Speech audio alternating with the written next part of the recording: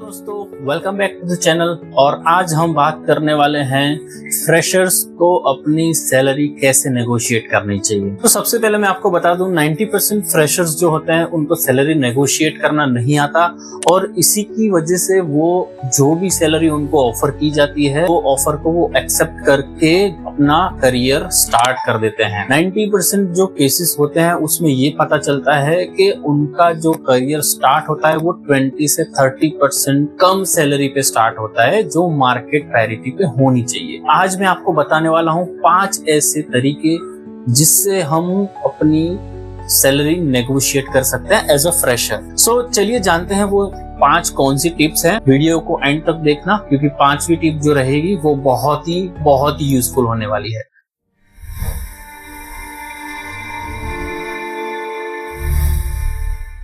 So tip number 1 वो है market research. Market research मतलब कि आप अपनी डेजिग्नेशन या जो भी रोल है उसके बारे में आपको पहले जानना है कि मार्केट में क्या सैलरी मिल रही है, आप कौन सी सिटी में रहते हो या फिर जिस सिटी में आप जाने वाले हो, टियर 2 सिटी है, मेट्रो सिटी है, वहां पे उस पोजीशन के लिए, उस रोल के लिए सैलरी कितनी होती है मार्केट में, वो हमको सबसे पहले जान के उसके बाद फिर हम एज अ फ्रेशर नेगोशिएट कर सकते हैं अपनी सैलरी। एक एग्जांपल से आपको बताऊंगा, अगर कोई सॉफ्टवेयर डेवलपर है, एज अ फ्रेशर इंटरव्यू देना है और वो एक टियर 2 सिटी में जाता है, सो वहां पे उसका पैकेज 3.5 से 5 LP रहेगा। वहीं पे अगर सेम कैंडिडेट अगर मेट्रो सिटी में जाता है तो वहां पे उसका पैकेज 5 to 8 LP रहेगा। तो सेम पोजीशन है लेकिन डिफरेंट सिटीज है, type of tiers are different, तो इस केस में उनको सैलरी भी अलग अलग मिलती है। तो एक्सपेंसेस, सिटी का अलाउंस, वो सब सारा कुछ कंसीडर करके जो आपका LPA बनता है दोनों सिटीज में डिफरेंट रहता है। आप चेक कर सकते हो टियर 2, टियर 1 सिटीज कौन सी रहती है और उसके हिसाब से जब भी आप सैलरी नेगोशिएट कर रहे हो तो आपको पता रहेगा कि इतनी सैलरी है जो मुझे कम से कम मिलनी ही चाहिए। ये होता है मार्केट रिसर्च। टिप नंबर 2 है कि पहले हमको ऑफर आने देना है, उसको ऑफर देने देंगे। पहले तो वो क्या बता रहे हैं, उनका कंपनी का बजट क्या है वो हम जानेंगे, उसके बाद हम अपने एक्सपेक्टेशन को बताएंगे। तो सबसे पहले हमें ये मेक श्योर करना है कि वो कंपनी का बजट क्या है, हायरिंग मैनेजर अपने को क्या ऑफर कर रहा है, और उसके बाद ही हम अपना नेगोशिएशन स्टार्ट कर सकते हैं। हमें अपना नेगोशिएशन कभी भी सैलरी बेस्ड नहीं रखना है, हमें हमारी स्किल्स बतानी है, हमें हमारा जॉब टाइटल जो है उसके अकॉर्डिंग क्या रिक्वायरमेंट है और कैसे हम उसको जस्टिफाई कर पाएंगे वो बताना है। उसके बाद हम सैलरी के बारे में डिस्कस कर सकते हैं। ये था टिप नंबर 2, पहले ऑफर आने दे और उसके बाद हम बोले। टिप नंबर 3 है कि अपनी वैल्यू को प्रूव करना है।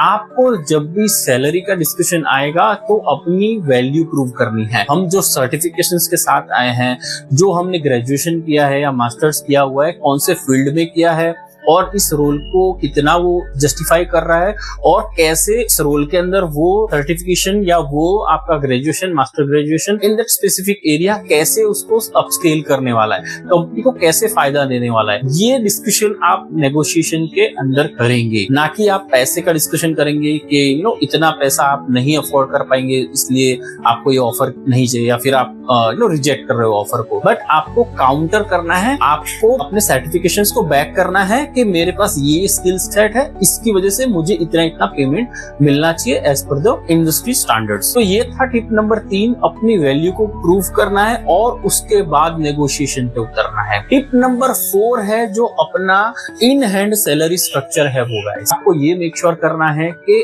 हमें जो सैलरी ऑफर की जाती है उसमें CTC जो ऑफर किया गया है उसके अंदर क्या क्या इंक्लूडेड है और क्या क्या एक्सक्लूडेड है। तो ये एक ऐसा एरिया है गाइस जहाँ पे फ्रेशर्स, मैं तो बोलता हूँ एक्सपीरियंस लोगों को भी यहाँ पे कंफ्यूजन हो जाता है और वो नेगोशिएट नहीं कर पाते और वो जॉब ऑफर को एक्सेप्ट कर लेते हैं इन लो इन हैंड। फॉर एग्जांपल, अगर आपको 5 LPA दिया जाता है लेकिन आपका इन हैंड होता है ईयर का अगर देखे तो 3 LPA, ये कंसीडर करना है हमें कि आपके CTC के अंदर क्या इंक्लूड किया गया है। कुछ ऐसे क्वेश्चंस हैं जो आप पूछ सकते हो, जैसे कि मेडिकल इंश्योरेंस इंक्लूड है कि नहीं, या फिर वर्क फ्रॉम होम अलाउंस है कि नहीं, इंटरनेट अलाउंस है कि नहीं, ये सारी जो चीजें हैं, PF का कितना कटने वाला है, या फिर आपका अदर जो चार्जेस हैं वैसे कुछ जो स्पेसिफाई किए गए हों, कौन से चार्जेस हैं जिसको सीटीसी के अंदर इंक्लूड किया जाएगा, एक्सक्लूड किया जाएगा, जिससे आपका इन हैंड आप कैलकुलेट कर पाओ, जिससे आप ये डिसीजन ले पाओ कि क्या आपको उस कंपनी के साथ अपना करियर स्टार्ट करना है कि नहीं। सो मेक श्योर गाइस कि ये सीटीसी वाला जो पार्ट है वो हम अच्छे से बैठ के कैलकुलेट करके प्री रिसर्च करके जाएं और कुछ ऐसे नंबर्स दिमाग में रखे जाए। जैसे मैंने आपको बताया कि टीयर 2 और टीयर 3 टीयर 1 जो सिटीज में according to your designation and role क्या सैलरी स्ट्रक्चर रहते हैं और उसके हिसाब से आपके पास कितना पैसा आना चाहिए इन हैंड। सो ये जो है आपको वहां पे हेल्पफुल रहेगा। लास्ट एक टिप है, टिप नंबर 5, वो ये है कि अगर आपको ऑफर दिया गया है और आपको उसी कंपनी में काम करना है, आपकी डिजायर्ड कंपनी है जो आपने पहले से एक ड्रीम देखा था कि मुझे यहाँ पे ही जॉब अपना स्टार्ट करना है, अपना करियर में यही से स्टार्ट करने वाला हूँ, तो आपको कुछ ऐसी चीजें हैं जो नेगोशिएशन के दौरान डिस्कशन करना है। जैसे कि अगर आप अर्ली अप्रेजल का एक ऑप्शन रखते हो, आप अगर लो ऑफर पे ज्वाइन करते हो तो अप्रेजल साइकिल क्या 6 महीने में रिव्यू होने वाला है कि नहीं, पहला आप ये एक ऑफर रख सकते हो। आप दूसरे कुछ ऐसे ऑफर रख सकते हो कि एज अ फ्रेशर ज्वाइन होने वाले हो तो क्या ऐसा आपको ट्रेनिंग या फिर कुछ ऐसे सर्टिफिकेशंस ऑफर किए जाएंगे जिससे आप अपना और कंपनी का ग्रोथ कर पाओ। ऐसी कुछ चीजें हैं जो आपको डिस्कशन करना है। ऑफर ले भी सकते हो और साथ में ये काउंटर ऑफर भी दे सकते हो, जिससे आपका अपकमिंग जो ईयर रहेगा, अपकमिंग 6 मंथ रहेंगे, वहां पे आपके chances to getting better package in upcoming appraisal year वो आपको मिल सकता है। तो ये 5 टिप्स है। हाँ गाइस, हमें याद रखना है कि जब भी हम सैलरी नेगोशिएट करेंगे हमें कभी भी एरोगेंट टोन में बात नहीं करना है। हमें एक फॉर्मल टोन में बात करनी है और ऐसे हेल्दी डिस्कशन में बात करनी है जहां पे हायरिंग मैनेजर को हमारे बारे में पॉजिटिव वाइब्स आए। कभी भी हमें हमारी पूरी डिस्कशन को सिर्फ पैसों पे लेकर बात नहीं करनी है। जैसे मैंने सारी जो टिप्स है उसमें बताया कि कौन सी चीज का बेस रख सकते हो। टिप नंबर 1 में जो मैंने आपको बताया था कि मार्केट रिसर्च के अकॉर्डिंग क्या चीज चल रही है और वो आप एक रेफरेंस दे सकते हो कि नो बाहर इतना चल रहा है और आप मुझे जो ऑफर कर रहे हो, thank you so much for the offering, but जो मार्केट में जो सैलरी स्टैंडर्ड चल रहा है वो इतना चल रहा है, तो मैं आई गेट एक्सटेंशन ऑफ 5, 10 और 15%, वैसा आप क्रॉस नेगोशिएट कर सकते हो। सो ये है चीजें गाइस जो आप एज अ फ्रेशर नेगोशिएशन कर सकते हो with the hiring manager.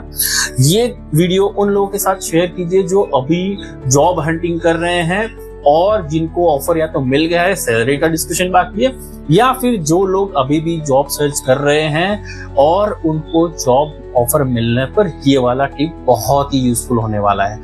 So thank you so much guys, और do share and subscribe this video for my motivation.